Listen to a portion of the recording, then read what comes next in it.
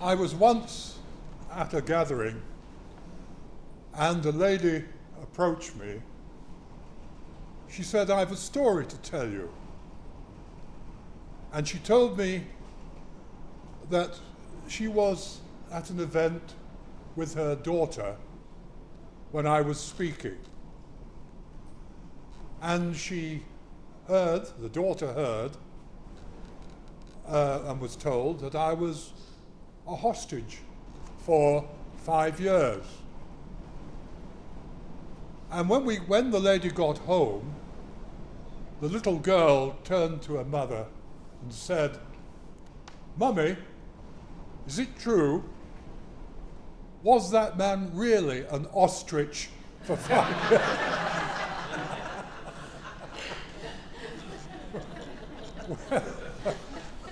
Well, ostriches are reputed to bury their head in the sand. I've never seen them do that. I've actually lived in East Africa and had ostriches running by the side of the car at 40 miles an hour. So don't get chased by an ostrich. It'll defeat you. But they are reputed to bury their head in the sand. And I think that is what a number of people are tempted to do today in the face of some of the enormous problems that faces in the world, to try and forget them and to say, well, there's nothing I can do. And if anybody here feels that there's nothing you can do, then I would say you are profoundly mistaken. What we can do is work within our area of influence. And we all have an area of influence. In some cases, it might be rather limited. In other cases, it might be wider. But we can make a difference. That is evidenced by what is happening here today. Everybody here has been thanked, and you don't need me to repeat those thanks. But you, individually and collectively, have made a difference, and a significant difference, because the number of people that have been helped, 3,000 was the number since Emmaus started here. 3,000 people. Now, Lawrence has told his story of a very troublesome and difficult background. I think when you listen to that and you listen to the stories told by companions, one thing I have learned is never be judgmental negatively about people who find themselves on the streets or in difficulty. Too many people condemn those people outright, saying they are lazy, they don't want to work. It could not be farther from the truth. So many people find themselves on the streets for a whole variety of reasons, and the vast majority have a troubled background. They've had a handicap right from the beginning of their lives. They've been handicapped. And then they've suffered various misfortunes. It can happen to anybody. You remember that saying which was made a few years ago, where most people are only 2 paychecks away from being homeless. And how true that is. Any of us could find ourselves in that position. I have known people in Emmaus who've come from the very good professions in banking and other allied professions, who've suddenly found themselves, for a variety of reasons, on the streets, sleeping, as Lawrence said, in a wet sleeping bag. Not far away from here, I remember meeting with Jenny, who works with me, we met two young men in an Emmaus community. When they got to the age of 16, they were in foster care. They were out on the streets to look after themselves. They lived in a tent through the winter. In a tent, mind you, in the freezing cold in the winter. And when they eventually found Emmaus and came to Emmaus and went to a doctor, they were both suffering from trench foot, which I thought died out in World War I. That's just one example. What chance would those young people stand with living in a tent? Is it any wonder that some of them get caught up in drug habits to relieve the pressure of living as they live? And of course, they eventually learn that it's no relief at all. It becomes a further burden. I was talking to one companion here today who said, I owe everything to the staff here in Dover who've enabled me to be cured of my heroin addiction. And he's back on his feet and he's doing well. And that was the staff here, the staff you see around.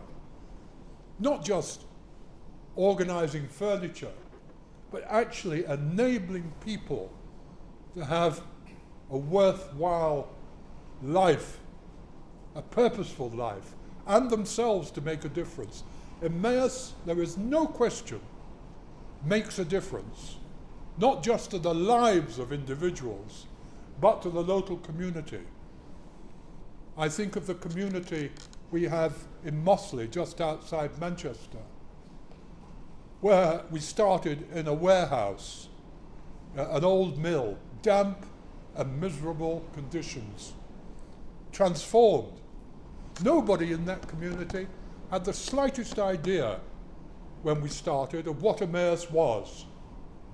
Today, it's become a real centre of community, not just for the Emmaus community, but for the wider community, has brought people together and is serving the needs not only of customers, but also of the elderly and infirm who use that place as a refuge at times. That happens right across the country. I first came here 27 years ago when Emmaus was being opened and just beginning to get started.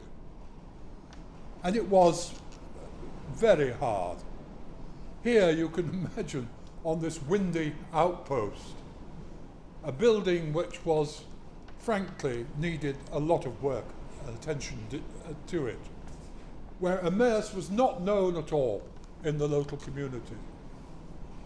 And a small dedicated team of people came together and said, we will make this work. 27 years later, here we are, a new stage of their development. And that's due not only to those who are on the staff here, but it's due to everybody who's here this afternoon, customers, suppliers, for whom we are enormously grateful, people who do all sorts of things to make this a viable community. You are, remember this, if you remember one thing this afternoon, please remember that you are making a difference in this world. You are making a positive contribution, a contribution that is enabling lives to be changed and to be lived for the better. You are doing that, and it's working. Congratulations also, if I may say so, to Emmaus UK and to Charlotte. Charlotte is relatively new, not completely new to Emmaus, but relatively new in her role as executive of Emmaus International. And she's taken on a terrific task. We started with one community, we now have 30.